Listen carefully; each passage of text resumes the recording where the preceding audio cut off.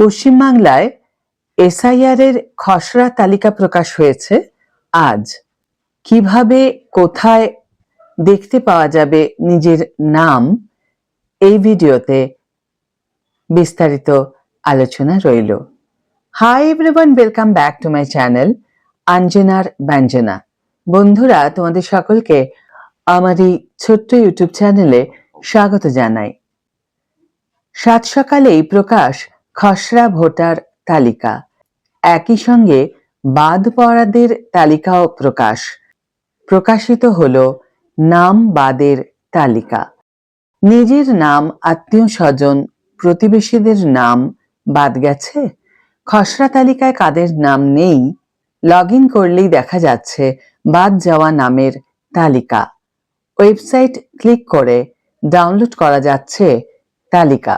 দেখার জন্য গুগলে গিয়ে www.eci.gov.in এই ওয়েবসাইটে যেতে হবে।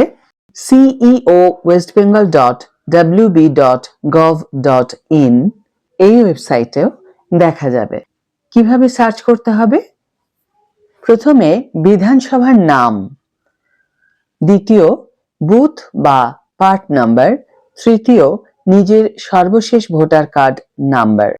প্রথমে সরকারি ওয়েবসাইটে যেতে হবে, তারপর search name in electoral roll, এখানে গিয়ে তারপর দ্বিতীয় ধাপে search name in electoral roll / draft roll, এই অপশন খুঁজতে হবে। সাইটে search your name in the voter list বা ড্রাফট ইলেকটোরাল রোল লিঙ্কটি খুলতে হবে। তৃতীয় ধাপে অনুসন্ধানের জন্য কিছু তথ্য দিতে হবে, যেমন এপিক বা ভোটার কার্ডের নাম্বার যদি থাকে, অথবা নাম প্লাস জন্ম তারিখ অথবা বয়স, জেলার নাম বা অ্যাসেম্বলি এলাকা, তারপরে ক্যাপচা কোড আসবে, তারপর ক্যাপচা কোড দিয়ে সার্চ বা শো বাটনে ক্লিক করতে হবে।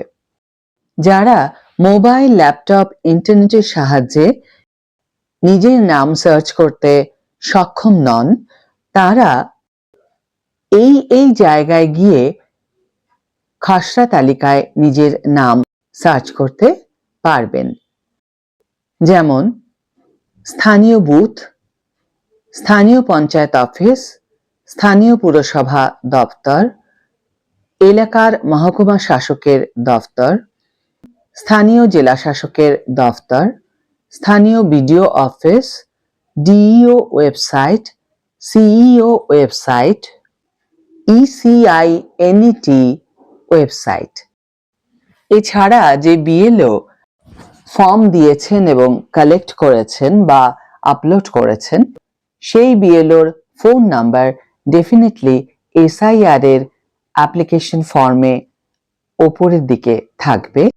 তাকে ফোন করলে বা তার কাছে গেলেও নিজের নাম আছে কিনা দেখা যেতে পারে।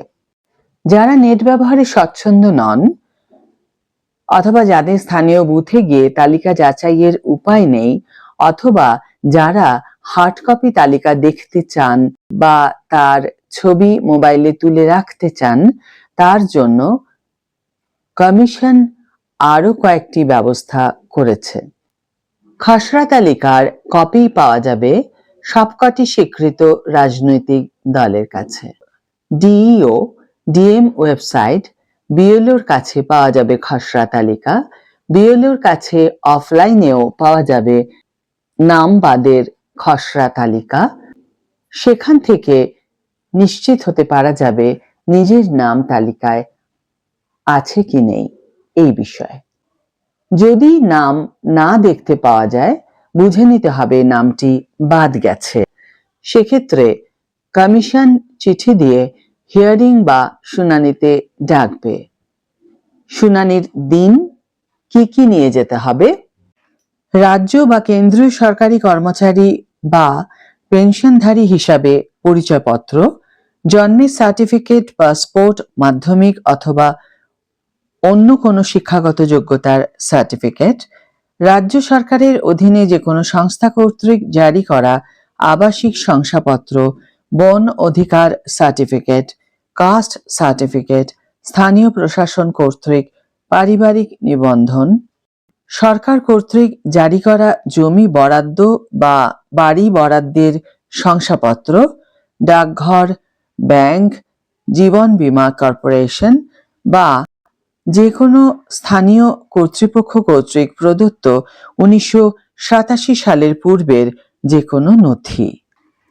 আজকের ভিডিও এখানেই শেষ করছি বন্ধুরা। ভিডিওটি যদি কার্যকর বলে মনে হয়ে থাকে তাহলে অবশ্যই একটি ছোট্ট করে লাইক দিও, শেয়ার করো বন্ধুদের সাথে, কমেন্ট করে জানিও তোমাদের মতামত।